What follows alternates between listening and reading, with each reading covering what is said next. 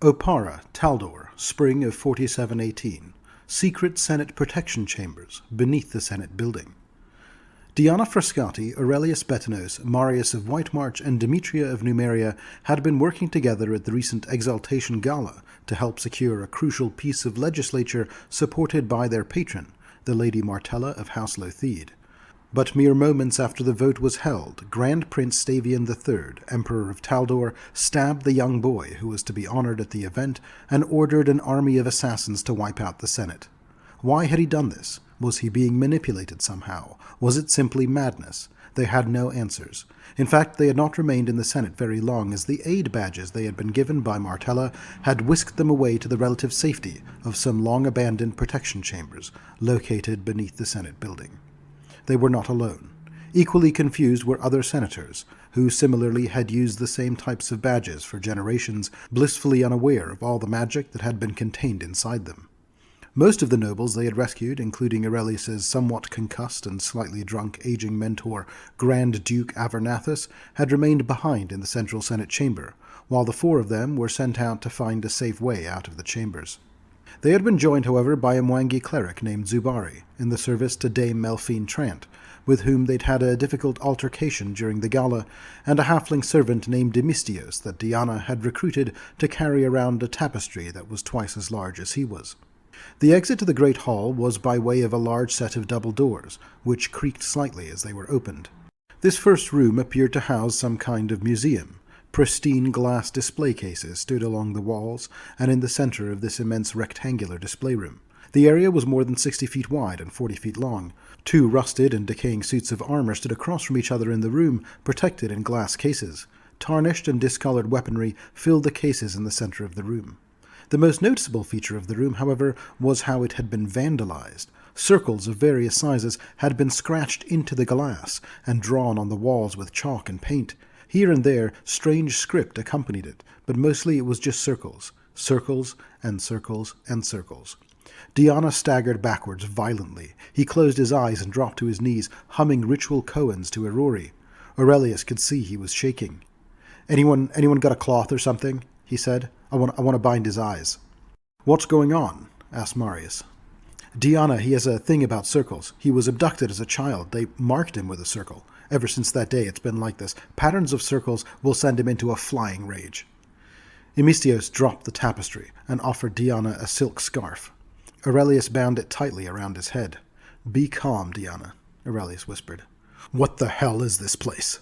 demanded the blindfolded monk. "I've no idea. Just sit for a second and let me think," said Aurelius. He gathered the others and whispered, "Look, for a long time I thought this thing with Diyanah was like a psychosis, or maybe post-traumatic stress or something like that. But this place is crazy. This circle thing, it means something. Any idea what happened here?" Demi examined one of the tables. "I don't mean to scare you any more than you might already be, but the circles carved into the wood here weren't carved with a knife. Something did this with a claw." "Okay," said Aurelius. "That's not in the least bit terrifying." While she was exploring, Demi spotted a finely made crossbow. "Look at this, Aurelius," she said. She was already casting Detect Magic, and Aurelius did the same when he reached her. "Wow," he said. "That's powerful magic." Brass inlay and Taldan military symbols adorned the wooden stock of this finely crafted darkwood crossbow. A golden inscription bore the name of General Garifane of the 7th Army of Exploration.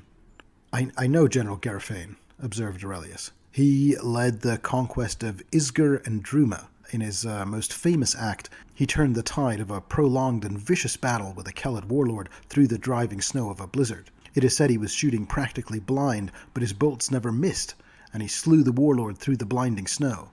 As the Kelid soldiers watched their leader fall, they broke their charge, and that led General Garifane to victory that day."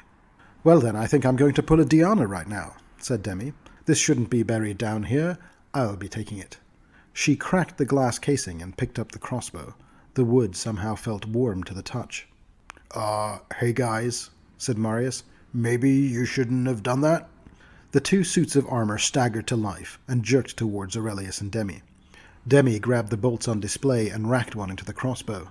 The weapon was perfectly calibrated and fired so rapidly and smoothly. The bolt slammed into the animated armor with such force it knocked it back against the wall. Aurelius whipped bolts of acid at the armor, trying to help Demi to stop it in its tracks.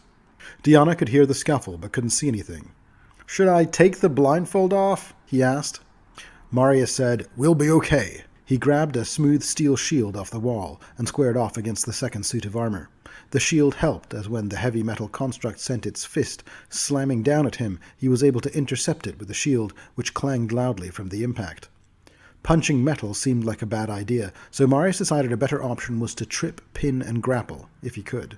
That also was proving difficult. The creature was nigh unstoppable. Meanwhile, Demi just kept reloading and firing, while Aurelius kept flinging acid. The bolts began to punch through the plate mail as she repeatedly fired at the same precise points, eventually pinning the deadly juggernaut to the wall. Aurelius began to throw acid at the thing's faceplate until eventually the entire helm had dissolved away. The lumbering automaton had stopped moving. Things were going less well with Marius. The construct of plate mail struck him with a vicious backhand, and he hadn't gotten his shield up in time, so it knocked him to the floor and winded him. The armor stalked over, looking like it was going to crush him. "Oh, forget this," said Diyanah. He removed the scarf and went into a wild rage. He leapt through the air, tackling the second animated armor, pounding it over and over again with his fists until fragments of metal littered the entire area. "Easy, easy," said Marius, who had gotten back onto his feet. It's broken, you've won."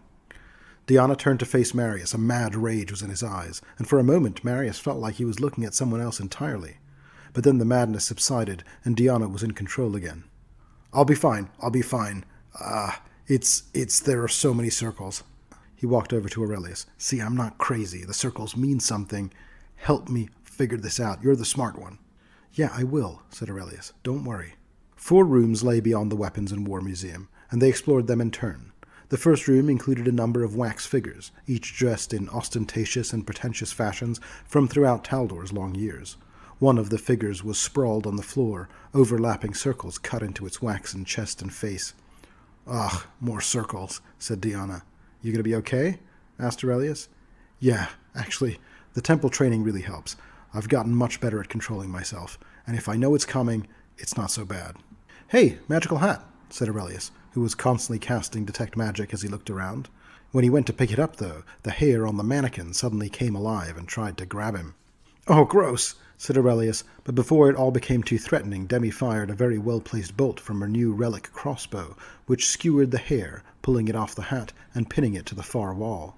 The animated hair continued to struggle against the bolt, but it was struck firm. "You know, I really like this new weapon," said Demi with a cocky smile. "Hat of Disguise," said Aurelius, identifying it before picking it up this time. "You should take this, Diyanah. As a senatorial hopeful, you never know when you might want to present yourself as something other than a monk of Iruri." Diyanah took it and placed it on his head. He played around with it for a minute, shifting his clothes to match the various Taldan attires present in the Wax Museum, before finally settling back into his monk robes, but the hat he transformed into an elegant circlet. "More my style," he said. "Thanks, Aurelius." The second room was a banner room. The banners in this room belonged to old regiments of the Taldan phalanx, various baronies, and a few foreign allies as well. The intricate banners hung motionless against wooden pillars in the center of the room. Wooden racks lined the south and west walls, each bearing unique banners of their own. 2 additional banner racks lay on the floor of the room, their flags pulled away and linked with dozens of circles. The circles here were further complemented by some annotations, most of which were numerical. Demi stepped in closer and tried to decipher the meanings of these notes. These are not random scribblings. They are attempts to calculate something, the kind of mathematics used in planar calculations. This looks like the work of a brilliant, if untrained, mathematical mind. "That doesn't make things much clearer, though, does it?" said Aurelius. Demi shook her head. The third room appeared to be an artifact storage room. The chamber housed numerous antiquities, mostly claimed from lands conquered or visited by the armies of exploration. Orc scarificators, Kellid war drums, a ceremonial Brevin scabbard, all broken and faded from time. The items stored included dwarven mining equipment, a stone and gem chunk from an elven Ayadara gateway, the bone totem of an Isgari shaman, and, Demi noted to herself, even an old technological gizmo from Numeria, which had long since turned inert. The most interesting thing, however, was a figurine of power, sculpted into the likeness of a raven, out of a dark, almost black metal. Aurelius picked it up. "This is a figure of power," he said. "Given time, I could attune to it, and make it into a familiar. It's pretty cool. A figurine familiar can be more powerful than a standard wizard's familiar, as it will revert to its original form of metal, ivory, or stone when damaged. Plus, many have their own unique abilities. This one hums with power. Some great and powerful wizard must have made it one time. The final room was a taxidermy room. A stuffed griffin and 2 stuffed wolves were located on the far side of the door. Aurelius did his usual detect magic trick, and he halted the group. "No cool magical loot in here, guys," he said. "At least not immediately obvious, but those taxidermied animals have some kind of transmutation aura. So they are definitely going to come alive and try to eat us if we get too close," concluded Demi. "Let's skip this room," suggested Marius. They all agreed, withdrew to the banner room, and followed a different door out to a long hallway that ran east to west, just north of the 4 rooms they had just explored. There was also a door on the opposite side of the long hallway leading further north. "May I suggest left-hand rule?" said Aurelius. "We continue going down the hall going left, then come back here if it's a dead end." Following Aurelius's counsel, the group continued down the western hallway. The hallway turned south, and then ended in a door. They pushed it open, and found themselves staring down the largest room they had seen, a 100-foot-long courtyard culminating in a small stone shrine. The wooden walls along the northern section of the room gave way to natural stone. From the narrow entry alcove, the room expanded into a vast area filled with rampant green vegetation. Thick briars and vines covered the eastern and western walls. To the west, the vegetation overran several neatly arranged sets of patio furniture. Beyond this still, the shrine loomed, the top of it emblazoned with a brass winged eye. "A shrine dedicated to Aradin," commented Aurelius. "That means it's probably been over 120 years since these halls have been in use, as otherwise this shrine would likely have been reconsecrated to another god." It was kind of a neat historical find, a perfectly preserved shrine to the dead god of humanity, left preserved as it exactly had been before the death of prophecy. They walked towards it, and halfway down the path a hideous plant-like ooze congealed from lingering magic and rotting vegetation crawled out of the underbrush. Thankfully, both Marius and Diyanah were in prime fighting condition. They descended on it in force, and it quickly succumbed to their thundering blows. The chapel of Aradin was in relatively good wear, all things considered. Inside, 3 rows of pews stood before a stone altar. A human statue stood atop the altar, its face and right arm broken off and shattered on the floor around it. 2 smaller statues of women, each wielding a sword and shield, stood in raised alcoves in the southeast and southwest corners. "That's Erasne on the left," said the resident wizard historian Aurelius. "She was Aradin's herald before she was slain by the Whispering Tyrant, and then on the right that's Iomade, who replaced Erasne as Aradin's herald after her ascension at the end of the Shining Crusade." Suddenly, a voice seemed to come at them from the rafters. "Must make offerings of gold to Arodin, or make Arodin much angry," came the voice. "What the hell was that?" "Not Aradin, that's for sure," said Aurelius. "He's very dead, and isn't known to speak in the third person, nor in a silly voice." Demi groaned. "It's a gremlin," she said. "A gremlin?" asked Diyanah. "Yes, it's a kind of fey creature. I have been in the service of the Falspaws for many, many years. They are a frontier family, and friendly with the Wildwood Lodge of Druids. We spend a good deal of time hunting around the woodlands. Fey creatures are quite common in those woods, but not all fey prefer the woodlands. Some, like this gremlin, a Monticello gremlin, to be precise, are drawn to old ruins. In fact, they are pretty common in Taldor. You have lots of old ruins here. They love to pretend to be old gods and to request tithes from hapless visitors to the ruins." "Okay, so we just leave it?"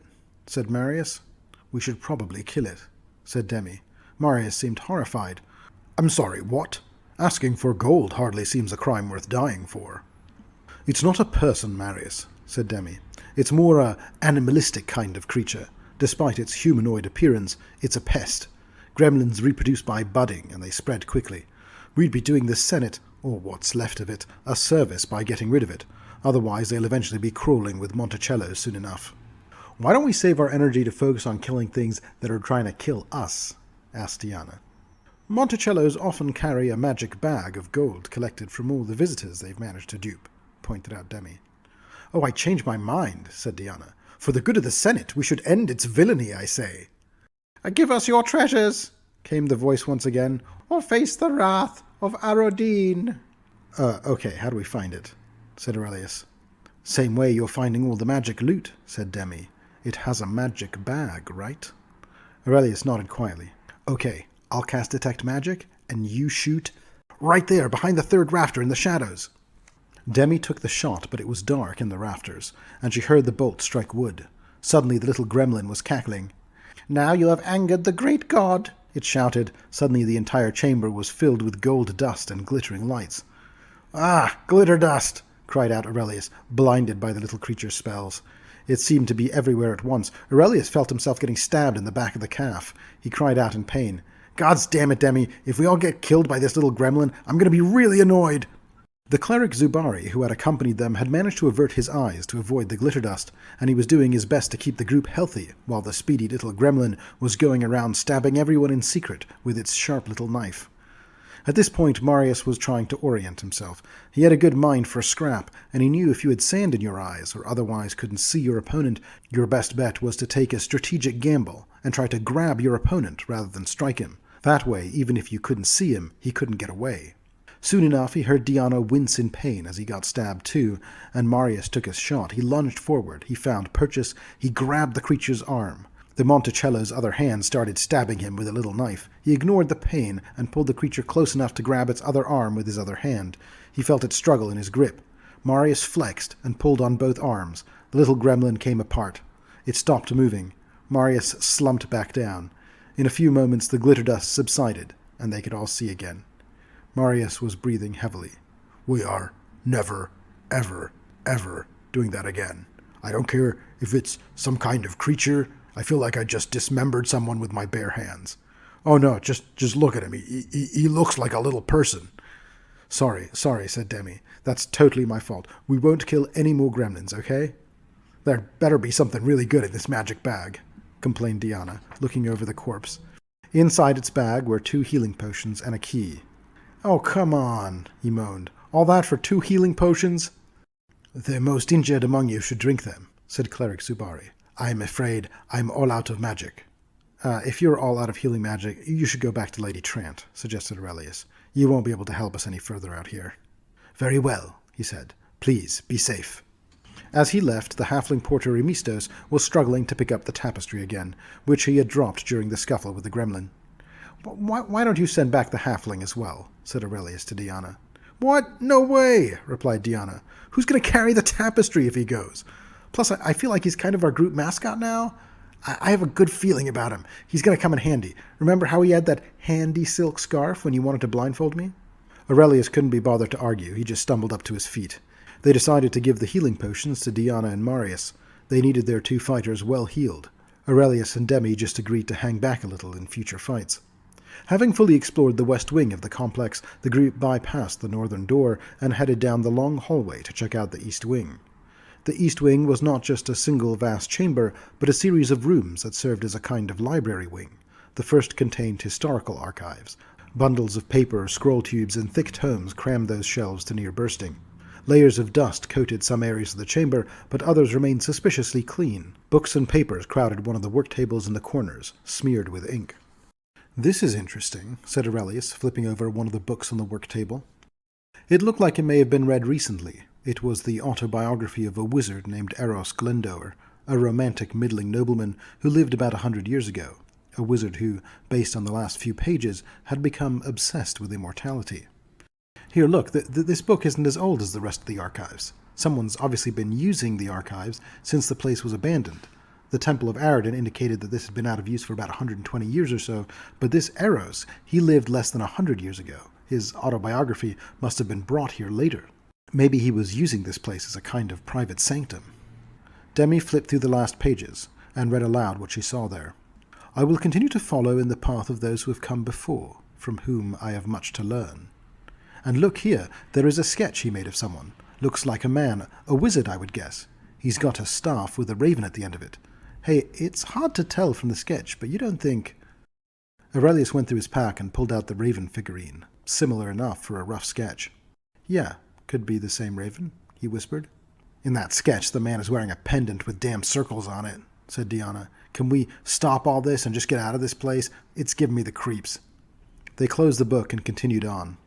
The next room had even more bookshelves, towering rows of them filling the center of the chamber, separated only by a low shelf and countertop that ran the room's length. Marius stopped the group. There's something moving up ahead. Demi strained to look. Very interesting, she said. Looks like this library is protected by Gishvits. Not another type of gremlin? Asked Diyanah. No, you're thinking of Vexgits. Gishvits appear to be animated books. They're extraplanar creatures, native to the plane of Axis, sometimes referred to as lore roaches by scholars familiar with the outer planes, but they protect knowledge in libraries, and left to their own devices, they'll sort libraries so books are more easily found. They can be territorial, though, but won't be aggressive unless it looks like we're going to fiddle with their books. Let's just keep some distance. We should be able to ignore them and walk around them. Marius was impressed. How do you know so much? He asked. Well, the Fae, nature and survival stuff is because when I'm not in Opara, I'm out in the woods. But this plains stuff, I can't explain it. I've just always known. Yeah, more Demi mysteries, I guess, said Diyanah. Let's creep around the book things and see if she's right. They stuck to the countertop and crossed the room very slowly, making sure to keep away from the bookshelves. At one point, one of the Gishvits opened its book-like mouth, revealing a row of metal teeth, but it only seemed to hiss at them as if warning them to keep their distance. Finally, they reached the end of the library, and a final door admitted them to a last room. Cold metal lockers lined the open spaces of this room. Desiccated papers protruded from the few open units, while the rest of the lockers remained tightly shut. Thick metal bolts connected additional lockers to the walls here. Some of the lockers reached up to the ceiling about 20 feet above. Most noticeably, however, a small floating metal machine was whirring and clicking as it floated gracefully in the chamber. "And what is this?" asked Marius. "This is an arbiter," said Demi, "a kind of inevitable, one of the machine life forms of Axis." "And greetings to you, visitors," said the inevitable in a cheerful voice. "My name is Factor 12. I am the curator of the library archives. It has been some time since we've had a visitor." "Factor 12, said Aurelius.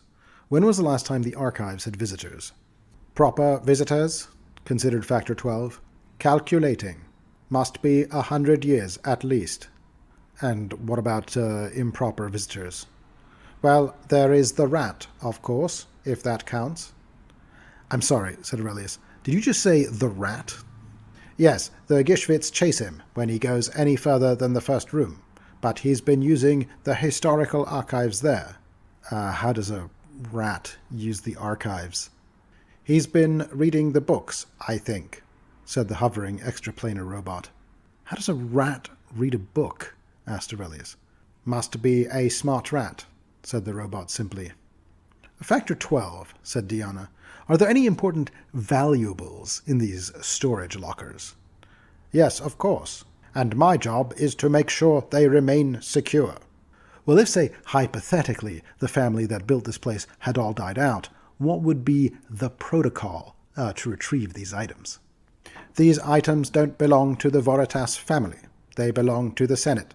The Voritas family just funded the expansion of the Halls of Protection underground," it explained. Diyanah nodded thoughtfully. "And if, say, a senator needed to requisition an item?" "Then I'd need evidence of their identity," said the robot. "Oh, perfect." Diyanah slipped the aid badge from his jacket and presented it to Factor 12. "As you can tell from my aid badge, I come officially representing the Voritas family, and I'd like to requisition some items." The robot stopped, whirred, and clicked, as if making some calculations. "Very well, sir." It turned around and used a mechanical device to unlock the lockers. Inside were a variety of rare items, some ancient platinum coins, a magical battle axe, a magical breastplate, a pair of boots of elven kind, a wand to remove diseases, and a small golden key that seemed to match the key they had found in the gremlin's bag. "Great," said Diyanah. "We have 2 of these now. Emistios," he called, "I have some more loot for you." Diyanah had turned the gremlin's bag into a kind of backpack for Emistios, and he began to load it with any of the loot that the group wasn't planning to use. The group made their way back past the Gishvits and along the halls to the northern door. Finally crossing this northern door, they found that beyond it the hall was partly collapsed.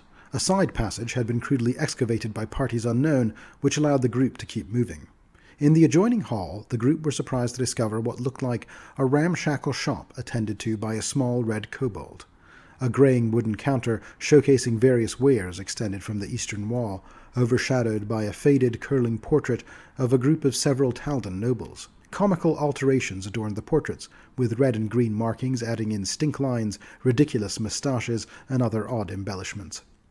The kobold greeted them eagerly from behind the counter, but he did so in Draconic, a language only Demi could understand, so she had to translate for the others.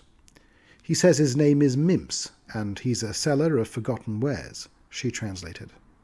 "Ask him what kind of business he can possibly do in these abandoned tunnels," Demi translated. Mimps excitedly explained that he doesn't do all his business here. As a traveling salesman, he sets up shops all across the extensive sewer and underground systems of Opara, from the docks to the Darklands. "Okay, great," said Aurelius. "Ask him how we get the heck out of here." Mimps indicated a small hole in the collapsed rubble on the far side of the tunnel, far too small for any of the humans to use. "Okay, that's not super useful," said Aurelius. "Ask him if there's another exit." Mimps just shrugged. He then indicated his awesome found loot, including various potions and some magical bracers and a magical cloak. "Hey, bracers of armor," said Diyanah, "a monk's best friend." He immediately began haggling with Mimps over the bracers. "Emistos, get over here," he said. "I need to access the loot bag." Aurelius, Demi, and Marius looked at each other while Diyanah finished his haggling with the kobold. It was remarkably animated, considering neither of them spoke each other's language. "We should just keep going, right?" said Aurelius. They all agreed there was nothing more to be done with the odd kobold vendor in the middle of this abandoned dungeon, and they continued on their way. Beyond Mimps's shop there was another hall, and beyond that a vast circular chamber that looked to be an imitation of the Senate chamber above. The theme of circles went beyond the shape of the room, though.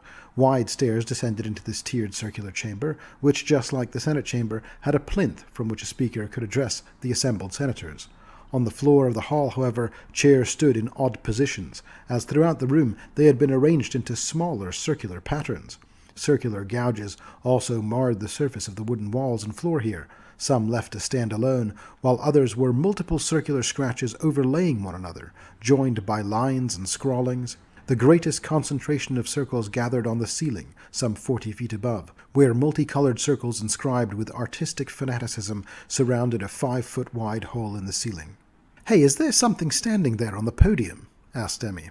"Oh gods, it's the rat, isn't it?" cried Aurelius. They all saw it there too, standing upright on a pile of books on the plinth. "He's doing it," said Diyanah. "He's the one making all the circles. Come here, you little bastard."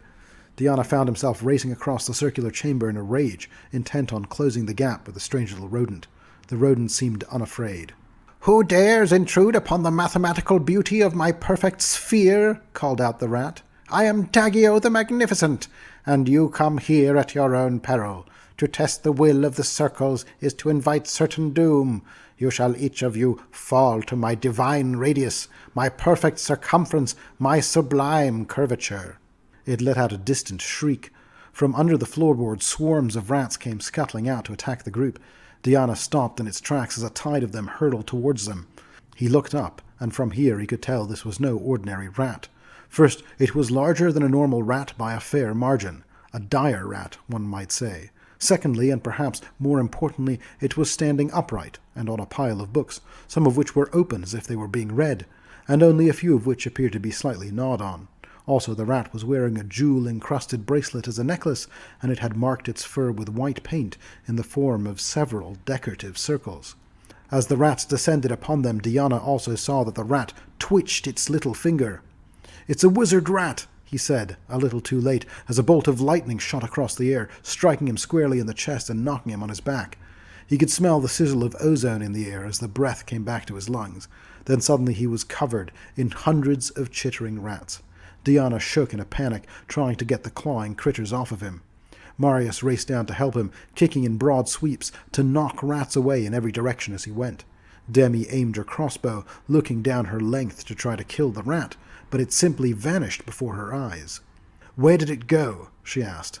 "I think it just cast invisibility," said Aurelius. "Marius and Diyanah look like they're going to be killed by the swarms. What are we going to do?" asked Demi. "You start singing and help them out. I have an idea. I found a scroll for this in the library," he replied. He ran around the outside of the chamber until he was relatively close to the podium, and then he cast Dispel Magic. Dagio the rat appeared. He wasn't on the podium anymore, though. He had moved to a wall sconce. "There he is!" shouted Aurelius. Demi locked in with Destiny's barb and fired a magical bolt from the weapon, which, despite the rat's diminutive size, struck true and nearly cut Daggio in half. With Daggio dead, the rats lost their momentum. Diyanah and Marius, stomping around, eventually chased them back into the holes from whence they had come. They all came over to look at the body of the dead rat. It certainly dressed like a wizard. "What was that?" said Diyanah. "I don't know," said Aurelius. "This may sound crazy, but I can't help but think this is Eros Glendower. Remember the autobiography in the library? He was doing experiments on himself to try and live forever." "You think he turned himself into a rat?" asked Demi. "I don't know, it's just a theory. You know, we wizards, we're always doing this sort of crazy stuff, especially as we get older. Who knows, maybe I'll try it one day too." "Turning yourself into a rat?" asked Demi again. "No, trying to make myself immortal. People get crazy when they get old. Speaking of old, should we go fetch Avernathus and the others?" "Almost," said Demi. "I think we've reached the end of the line, but we need to be sure." Beyond the circular council chamber was an iron door with not one but 2 keyholes. The 2 golden keys were a perfect fit. They turned them both at the same time, and it opened slowly. Before them was a small circular room and a long ladder leading up to a trapdoor above. "Perfect," said Aurelius. "This looks like the size and shape of one of the Senate building guard towers. Let's just scope out the exterior and gather everyone. Looks like we found our way out." End of chapter. Hi there, thanks so much for watching. That was episode 4 of my Pathfinder 616 War for the Crown series. These are my GM notes as I reflect on the adventure that I ran. One of the things that happened over the course of, this was actually a couple of sessions that we went through, is that I brought in an additional player to do kind of a cameo. I had a friend that was staying from out of town. I was like, "Would you like to jump in?" And in particular, I had them jump in as the cleric Zubari that joined the players through some of this dungeon crawl, if you will. There were a couple of reasons for that. One was because I had a guest in town, and it's always fun to have a guest player. But the other reason is that the party was very low on healing. Demi had exhausted all of her healing essentially in the first session, and we had no other healers in the party. And it's a pretty extensive crawl with a number of bad guys that you bump into. And so there's a little bit of tweaking of balance that you want to do in an adventure path like this. There's always, like, if you find that your players are struggling, do you pull your punches or do you give them extra resources? And in general, my approach is I tend to give my players extra resources. That means they find a cleric who can provide them with some additional healing, they find some extra magic items, they find a lake that they can drink from and it'll refresh some of their spells and health, and that way they can keep going and go through the adventure more or less as scripted and feel like they're addressing the full scope of challenge, right? So that's my general GM advice is don't pull your punches, give the players more resources. That's my approach. Anyway, I hope you enjoyed this session. We'll be back in a couple of weeks for the final episode of Crownfall, which is book 1 of War for the Crown. Should be a lot of fun. I'll see you there. Please like and subscribe. I'll see you next week.